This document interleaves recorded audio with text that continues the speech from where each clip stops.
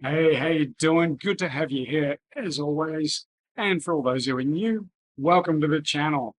So this week, I want to talk to you about bikie wars, specifically Queensland bikie wars of the 2000s and how they actually affected many people, especially those in the tattoo industry. Yeah, me, myself included.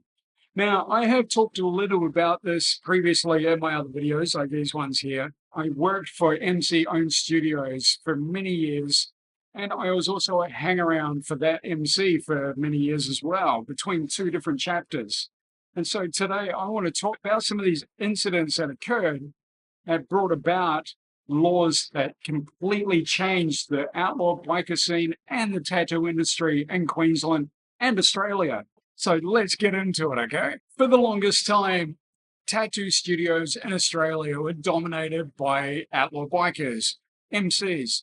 Most of them owned tattoo studios or were associated with tattoo studios. In fact, it was nearly impossible to open a tattoo studio in Australia unless you're either associated or you're in partnership with one of these members. Now, when I first started working there, I didn't really think much of it. I wasn't really a part of that world to begin with, and I'd heard stories about fire bombings and standovers where they'd go in and, like, hey, get out kind of deal.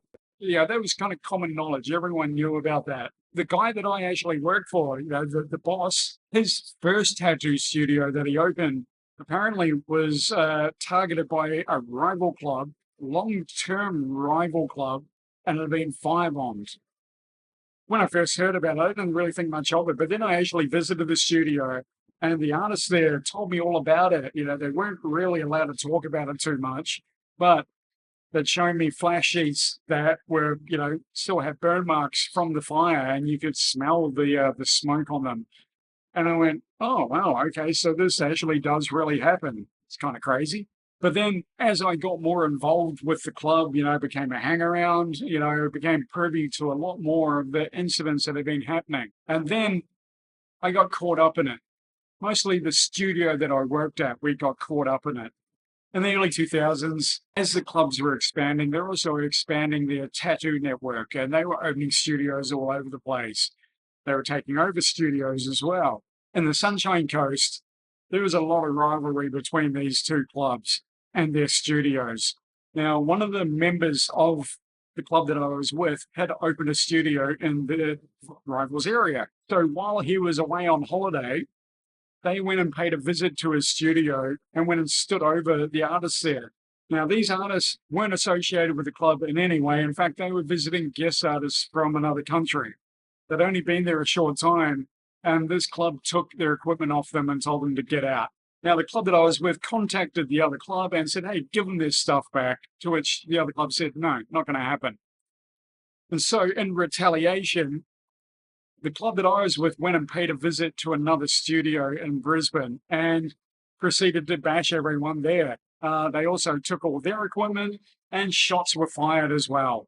Now, I'm not going to go into specifics. In fact, there's very little known about the incident. I only know what I was told that day. I got a phone call at the studio, got told to shut the shop and to get into town. I got into town and I'd been told that this incident had gone down. They didn't tell me who had done it or who was responsible for it or anything like that. But I was told, as a safety measure, shut the studio for a week. Because the studio is owned by club members, we could potentially be a target. And when we did actually reopen, the day we reopened, two members of this rival club rode up the street, parked directly across from the studio and sat there for an hour, just watching. Not talking, just watching. And of course, I immediately got on the phone to my boss and said, hey, there's two guys from this club sitting across the road. To which he told me, just lock the doors. I'm like, okay, where's our protection? It wasn't going to be protection for us. That was the scariest part of it. At the time, my wife worked at me with this studio. She was absolutely terrified of everything that was happening. At that time, I was also being asked to patch in with the club. I thought, this is something I should do, especially for my own safety, because as a worker, I wasn't going to get back up. I wasn't going to be protected. But I thought, as a club member, yeah, I will. If anything goes down with any club, then I'll be protected, right? Yeah. But my friend down the Gold Coast contacted me and said, no, stay out of it, bro. Don't want you patching in. I was like, okay, cool. Listen to your advice and I won't patch in. Now, soon after, that studio got sold and I moved down to the Gold Coast. I was still working for the boss, but I thought, okay, I'm down on the Gold Coast. I'm with my friends. Now, all my friends have moved down to the Gold Coast. My friends from that club, they actually went from the Brisbane chapter and formed the Gold Coast chapter. So I was so happy to be with them, I became a hang-around with the Gold Coast chapter. And I went and partied with all these guys. I've talked about them in my videos, at my 30th birthday at the clubhouse. And I, thought, okay, this is great. I'm not going to be under this kind of pressure anymore, and I wasn't for a while. But then things started getting really crazy down the Gold Coast, like really nuts. And it all started with an incident that's called the Ballroom Blitz, where two rival clubs, Hells Angels and the Finks, were at a Muay Thai event. The Hells Angels were already there, and apparently one of their members had defected from the Finks. And so the Finks turned up there with the intention of getting this guy. Patching over back then wasn't seen as a really kosher thing, and I don't believe it is these days now, but it does happen a lot. The Finks approached the Hells Angels and they threw the first punch. And it was on, and as you can see in this video,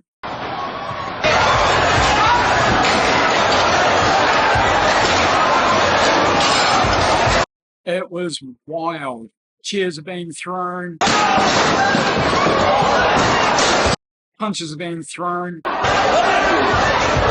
Members got stabbed, and then shots were fired as well. It was absolutely crazy. But that sparked a massive rivalry between several clubs. Around that time, the Gold Coast was dominated by a couple of clubs. Finks mostly, they were the dominant club, and they were big guys, and they really ruled the entire coast. So even when new clubs, came into the Gold Coast, they had to have actual meetings with them and, get approval, as did the club that I was hanging around with. It was the same deal. But then this rivalry started, and a lot of the rivalry comes out of money, mostly. They're all doing deals in one way or another, and, they're encroaching on each other's business turf. And then the tattoo studios were no different. Of course, the clubs, when they move into that area, open tattoo studios. It's always been their way of doing things. And the club that I was with was no different. One of the guys owned several tattoo studios. In fact, he bought out an existing tattoo studio just so he could have a studio there. His studios were targeted. They were shot at. And then the clubhouse was shot at. And there was a lot of this back and forth. But then the incidents started spiraling into the public. Several members of rival clubs were at a cafe one morning in a very affluent area on the Gold Coast, and a fight broke out, with no regards to the public. They just started punching on. The local council and the government, said, no, we're going to do something about this. This can't keep happening. Not much was done about it at that time. And then one of the members of the club that I was a hang-around with was shot in public at a mall on a Saturday morning. Busy mall, families everywhere. One of the members of the rival club ran up and fired at him a couple of times, hit him and hit an innocent bystander as well. Yeah, that was crazy. When I saw that happening, when I heard about that happening, I was like, wow. I started going to the clubhouse a lot less when all this started happening. I didn't want to be a part of it. That incident led up to one of the biggest incidents that has happened in Australia, the broadbeach bikie brawl. Now, I've talked about this in several of my videos, but basically 50 of the members of the club that I was with were walking around Broadbeach looking for one guy in particular who was a member of a rival club. And they found him, and a fight broke out in this bar. There was absolute chaos. Now, the police had already been following most of the club members. They're all in patches. They knew something was up, and so they started following them. You can see it in the videos here. Got a new ID on your boss? They switch the cameras on for their own protection when they encounter And so when this fight broke out,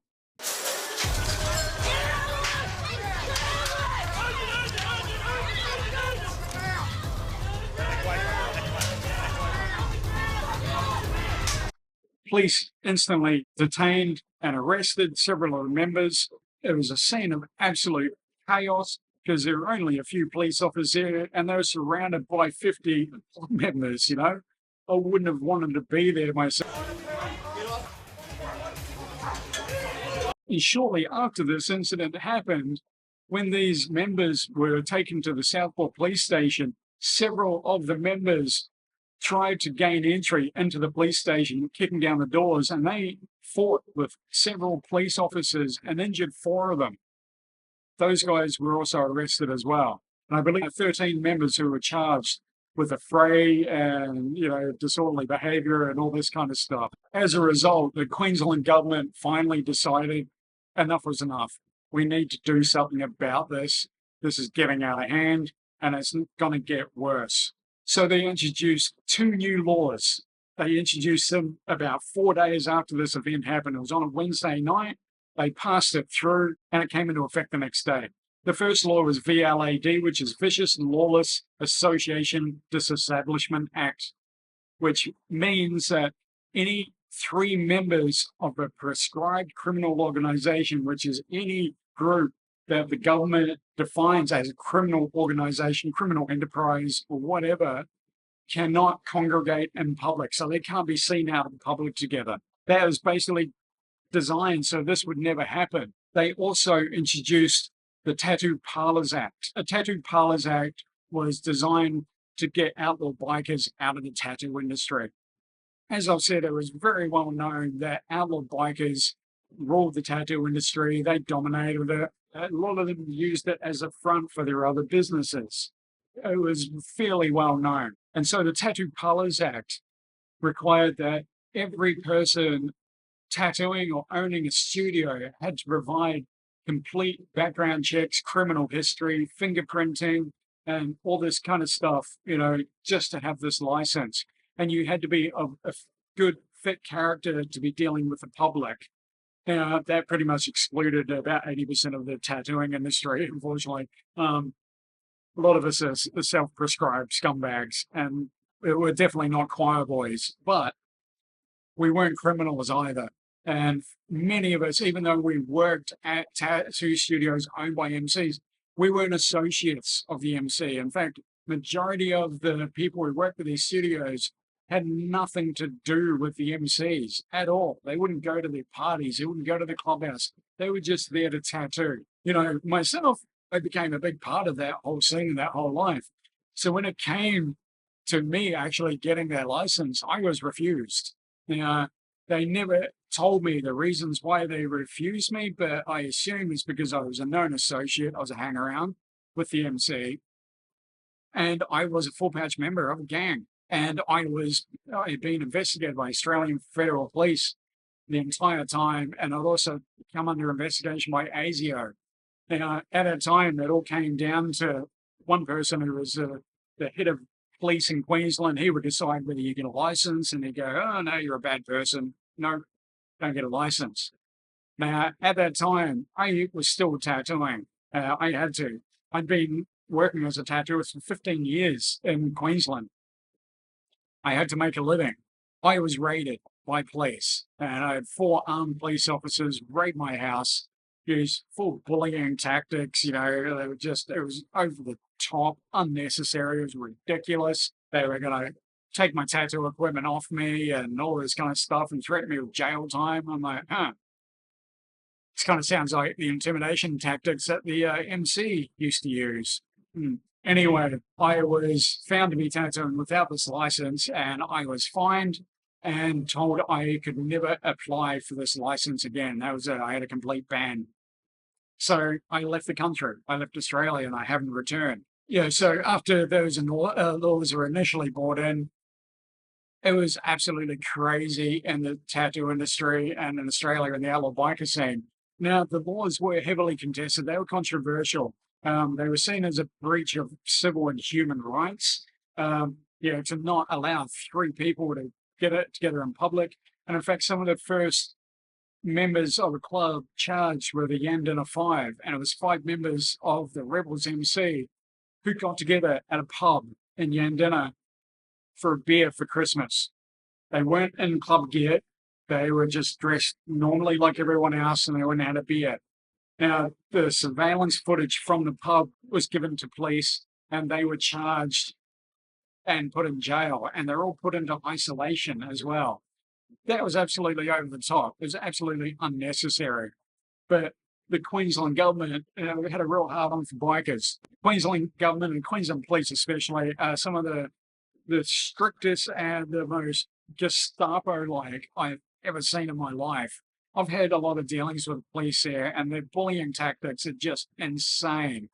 So as a result, there's a council formed for the Outlaw motorcycle clubs, and it was members from every MC got together, and they formed a high court challenge to these laws. They raised $5 million to fight this. And unfortunately, it was thrown out within 30 minutes. You know, that's how crazy the Queensland government is about being anti-biker. And so, yeah, everything changed. The tattoo industry absolutely changed. A lot of people who were, as I said, working for the studio but not associated, we refused the license also. In fact, one of the first studios that was refused the license had absolutely no links or association with outlaw bikers. None of them had criminal convictions. And they would not give reasons as to why they would refuse you this license. They were just told no. And so, yeah, the industry definitely did change. Of course, you know, the bikers could no longer own or operate studios or even work at them. But also in doing that, a lot were unfairly tarred with the same brush. You know, now it has changed a little bit. They have been a bit more lenient, a bit more relaxed with the laws and the licensing, I do believe. There are a few members who have now been given licenses, and rightfully so. It's their livelihood.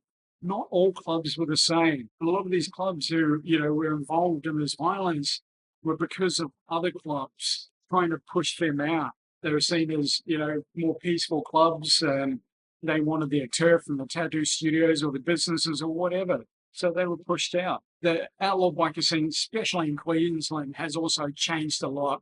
It's become a lot harder to be an outlaw biker there. They also have anti-insignia laws. I think Western Australia was the first state to actually start charging outlaw bikers with anti-insignia laws for having tattoos, visible tattoos with club names and stuff like that. It was absolutely crazy. And again, it goes against human and civil rights. But the Australian government just doesn't care. When it has a hard on for someone, it just goes after them in any way possible. So there you go. There's a little insight into those bikie wars and my perspective of it and how it affected me. You know, it was some crazy, crazy experiences and times, and hopefully we'd never see them again. But thank you so much for listening in, and I really appreciate you being here as always. And hey, if you're new to the channel, if you've just tuned in, feel free to give us a big like, subscribe down below and hit that little bell to get notified. And if you want to support the channel and support me and look really cool doing it, you can buy some merchandise. I have t-shirts, I do stickers, all that kind of stuff. Go check out my Redbubble. You can also buy me a coffee. You know, coffee fuels these videos, absolutely. But I will see you next Thursday for another awesome video. I'll see you then. Peace out. Love and light to you.